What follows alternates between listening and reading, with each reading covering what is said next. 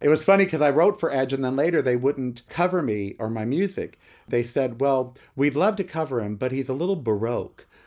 So once I looked up what that meant, I did this photo session with me with an apple and a chiffon draped over me in a Roman setting with pillars and everything and my ass hanging out.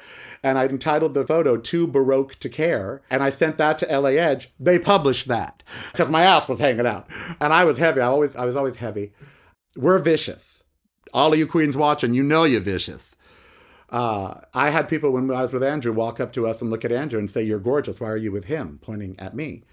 I never felt attractive because the community never let me feel attractive. The notion that we accept everybody and all body types and all that, that's bullshit. That is bullshit to this day. We still segregate. Bears over here, drag queens over there, lesbians over here. We're one of the most vivisected and segmented communities that there is. I know we'd like to think of ourselves otherwise. We're not. I was not a pretty drag queen. I'll give them that. I was not an attractive woman, but I was a good entertainer. That shaped me and shaped Karel.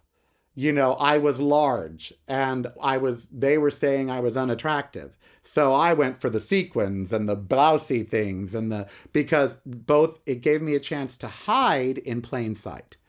Like I'd be the most hidden mirror ball in the room, you know, I mean, so it gave me, it goes back to the philosophy of it would be my joke. They would be laughing with me, not at me. And so I didn't get self-esteem until I turned probably 55, you know. It took that long for the growing up broke, which people discriminate against you if you're broke, gay, and not the classic gay man. I would go to bathhouses in the early 80s, pre-AIDS. And you know what saved me from AIDS? Being fat. Because the people that I wanted to sleep with at the bathhouses didn't want to sleep with me. They wanted to sleep with the other gorgeous people that were there. So subsequently, I wouldn't settle. So I didn't sleep with a ton of people, you know, at that time because the ones I wanted didn't want to sleep with me. So I really attribute not catching HIV at the time before we really knew how to prevent it and such to the mere fact that all the gorgeous guys wouldn't sleep with me. So I wouldn't sleep with anybody at that point. I just thought, if I can't have him, I don't want anybody. So I think being fat actually might have saved me. So it took me a long time to not give a crap what other gay people thought of me in terms of my looks and physicality. Because again, in the 70s and 80s and 90s, it was very different than it is now. And we did segment and break up and drag queen. I remember going to bars in drag that wouldn't let me in.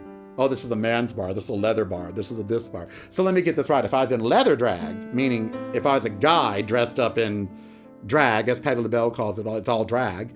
If I was a guy dressed up in drag, but leather drag, I could come in. But because I'm in woman drag, I can't come in.